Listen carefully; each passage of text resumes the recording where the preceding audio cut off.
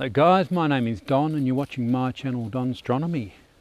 I want to talk a little bit about binning today. And here's my dog. Say hello. This is Yoda. He really needs a haircut and he's going to get one soon. Our clippers are broken, so he'll get one soon, won't you, boy? I use a QHY268M monochrome camera. It has a pixel size of 3.76 microns.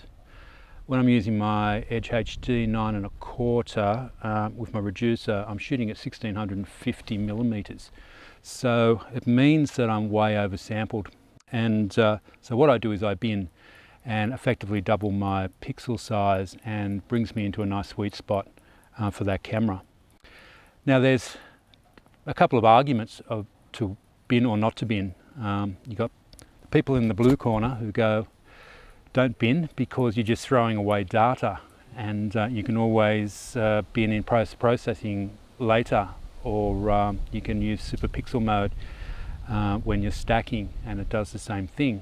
And there's those like myself in the red corner who believe, well, if you're oversampled then all that data is just wasted anyway. So why not just bin, and then your image scale's much better, you're using a lot less data, your guiding doesn't have to be as accurate, and I believe there's a better signal to noise ratio, but we will have a look at the images and we'll compare, and you can make your own mind up about that. And sorry, was meant to be more dramatic with a red t-shirt, but I couldn't find one, so this is as good as I could get. It's my favourite Brokeback Mountain shirt. Maybe I should just stop making up jokes.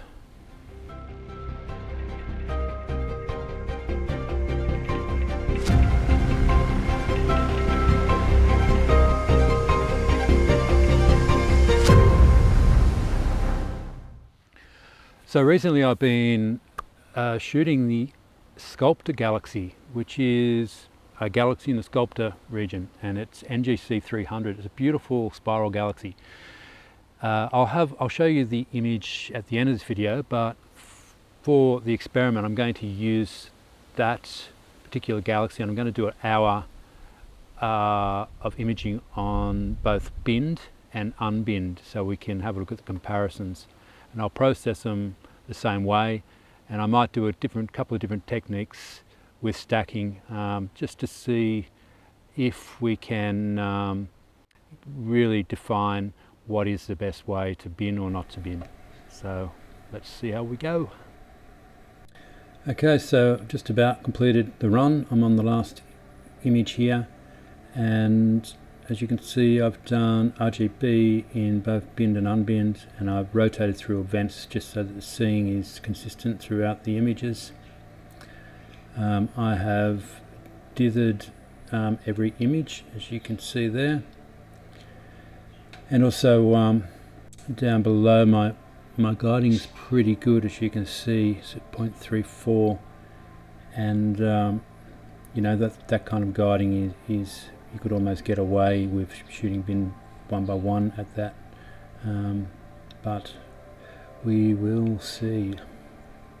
Okay, so this is the last image coming through now, and the sequence is now complete. Okay, so I have all my images downloaded now, all my luminance red, green and blue in both bin 1 by 1 and bin 2 by 2. So what I've had to do is, unfortunately I could not get it to stack my unstacked images and bin them 2 by 2 in Deep Sky Stacker. The super pixel mode just wasn't working. So I ended up getting onto Cloud and 9, so I found another bit of software called Image J, which is right here. So what I've done with Image J is I've binned in that, so there is a function of doing it. So this is an example. I've got my bin 1 by 1 luminance. I'll put that into that, and now I can go image, transform, bin,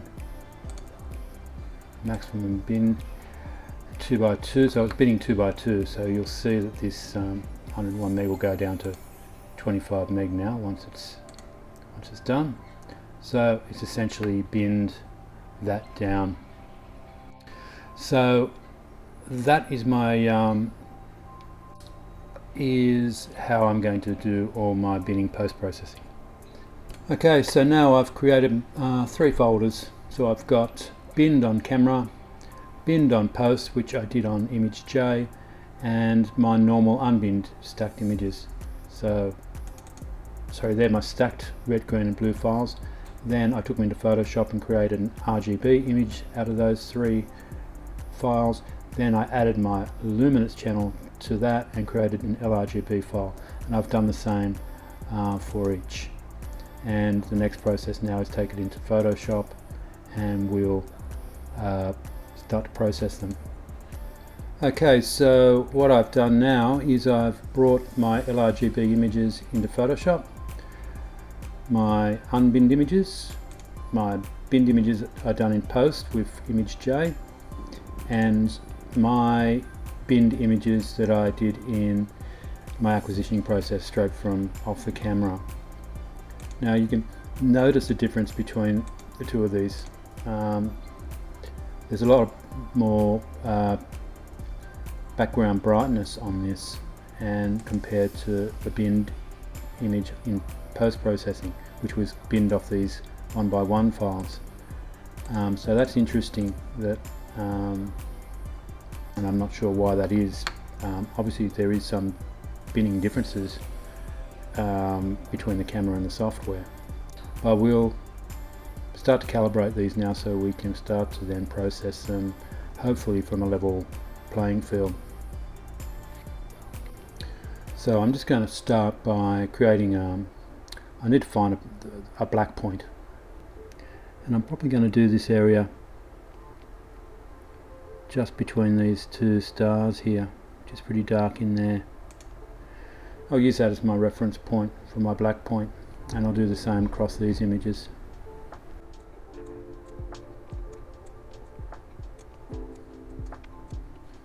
Okay, so I've got a starting point, and now I don't need that anymore. I'm going to adjust my background levels.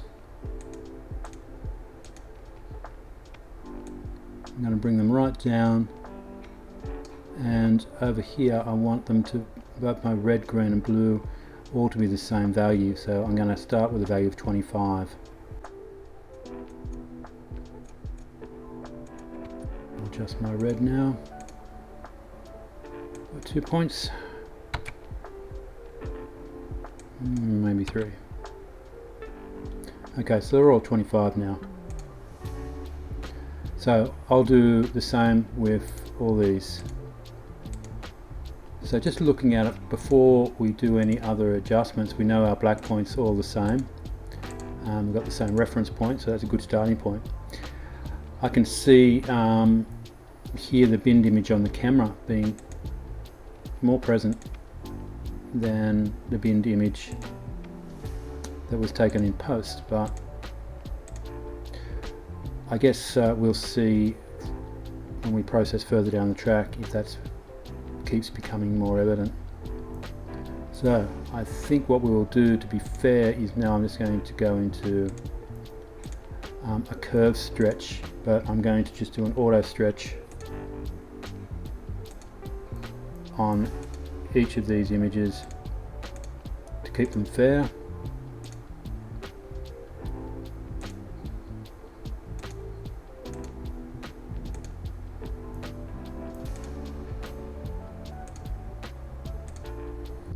Okay, so that's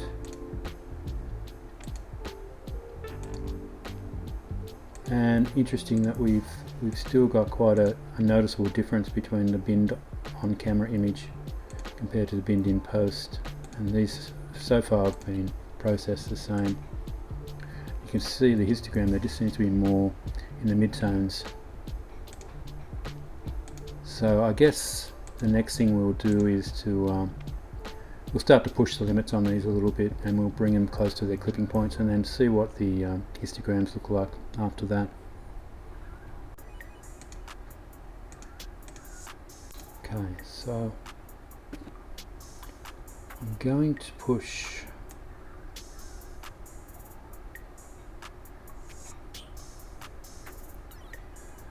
what I want to do is push this until it just clips on the histogram. You'll see it there, right there on the histogram.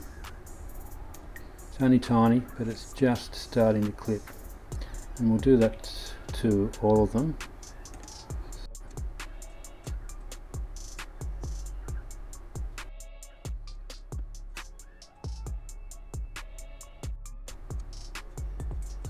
And now what I'll do is bring my black points down again, my levels back down to and correct those black points to back to 25 on each one of these, and then we'll take a look.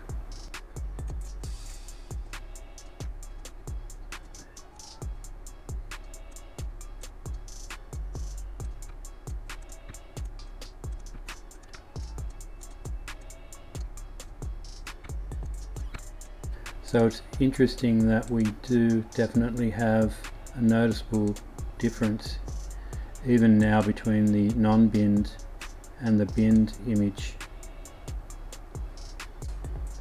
in post, and between the post and on camera binning they're much closer to each other. But what we might do now is pixel peep a little bit. It might give us some more information about what's going on. I think just before I pixel peep, I think I might just stretch that image a little bit more. So it could take a little bit more, to be fair.